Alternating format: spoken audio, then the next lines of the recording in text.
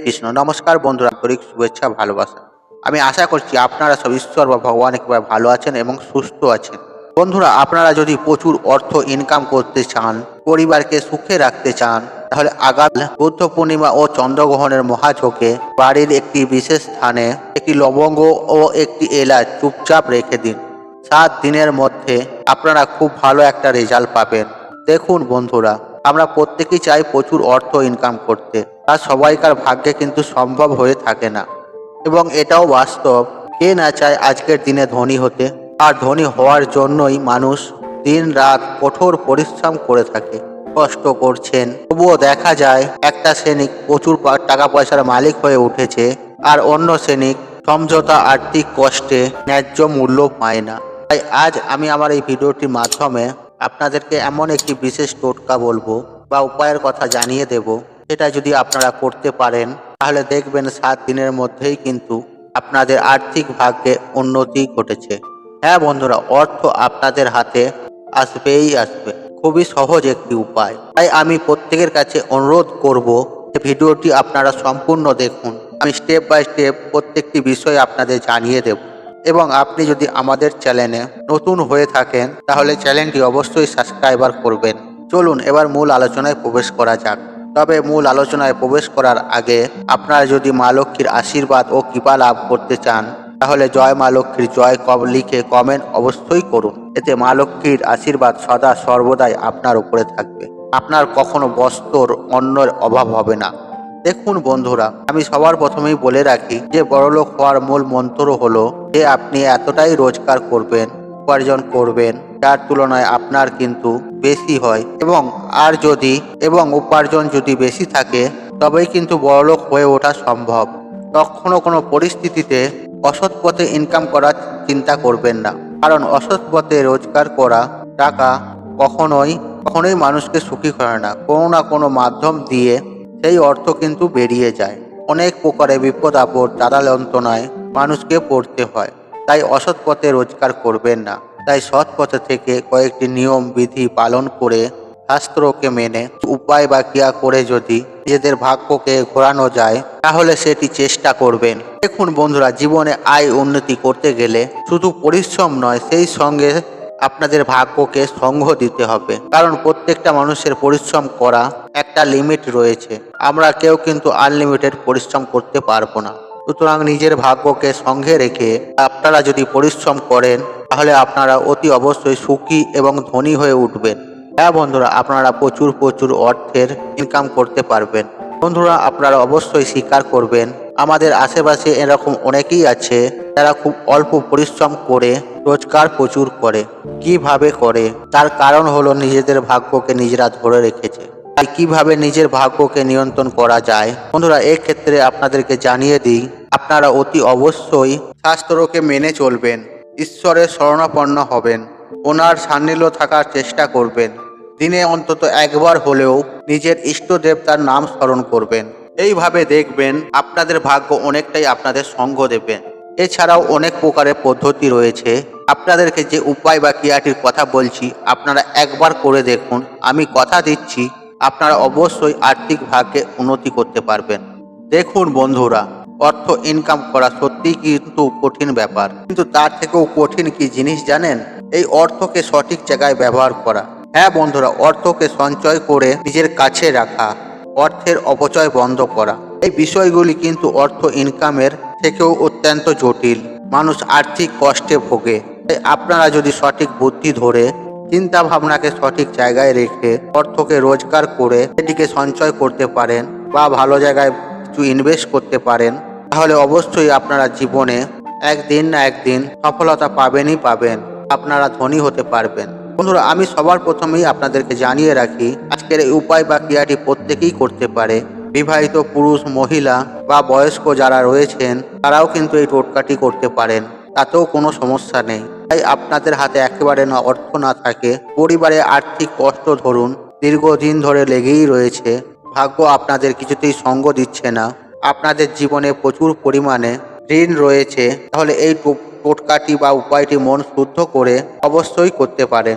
সুনিশ্চিতভাবে result পাবেন। তাই বন্ধুরা আগামীকাল কয়েকটি লবঙ্গ ও কয়েকটি এলাইচি দিয়ে এই পরীক্ষিত উপায়টি করে দেখুন।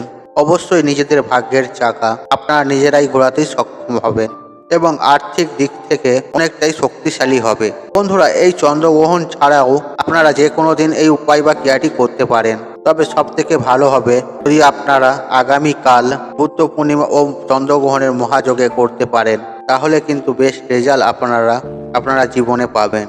বন্ধুরা শুক্রবার শুক্র গ্রহের আরাধনা এবং দিন হিসেবে গণ্য করা হয়। আর যদি আপনারা শুক্র গ্রহকে স্ট্রং রাখতে পারেন, আপনারা যদি আপনাদের জন্মছকে থাকা শুক্র গ্রহকে একবার স্ট্রং করতে পারেন, তাহলেই কিন্তু আপনারা অল্প পরিশ্রমে প্রচুর ধন সম্পত্তির উপার্জন করতে পারবেন, তাও সুনিশ্চিত রূপে।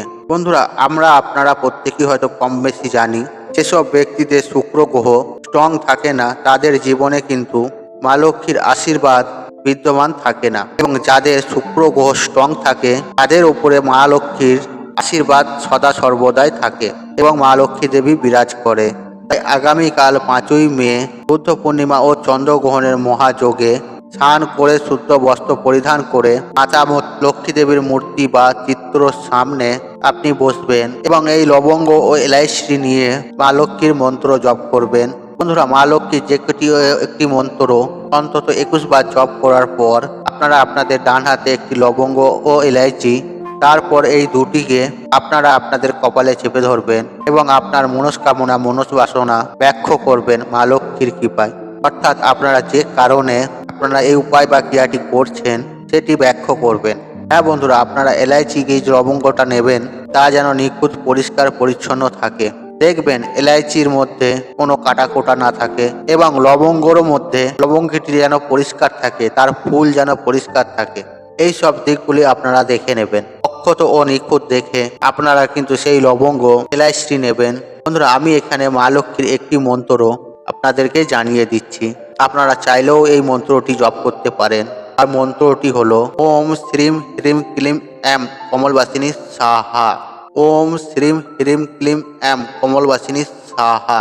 বন্ধুরা এটি মা লক্ষ্মীর বীজ মন্ত্র, এটা যদি আপনারা জপ করতে পারেন তাহলেও চলবে, কিংবা আপনারা যদি সহজ মন্ত্র জপ করতে পারেন সেটিও চলবে। একই সঙ্গে আপনারা মায়ের প্রণাম মন্ত্র জপ করবেন 3 বার। বন্ধুরা হাতে এলাচ ও লবঙ্গটি ধরে যে কোনো একটি মন্ত্র আপনাদেরকে জপ করতে হবে। তবে একটি বিষয় আপনারা মাথায় রাখবেন, আপনারা যখন মন্ত্র জপ করবেন তখন যেন আপনাকে আপনার পাশ থেকে বা আপনার পেছন থেকে কেউ না আপনাকে ডাকে বা কোনো রকম ভাবে যেন আপনাকে ডিস্টার্ব না করে, অর্থাৎ এই কাজে বাধা না দেয় যে আপনি এই উপায় বা ক্রিয়াটি করছেন বুদ্ধ পূর্ণিমা ও চন্দ্রগ্রহণের মহাযোগে। এর যে মহাশক্তিশালী এফেক্ট সেটিকে কাজে লাগানোর জন্য। যে আমরা প্রত্যেকেই জানি গ্রহণ চলাকালীন অবস্থায় কোনো দেবদেবীকে স্পর্শ করা একেবারে উচিত নয়। তাই আপনারা মা লক্ষ্মীকে স্পর্শ করবেন না।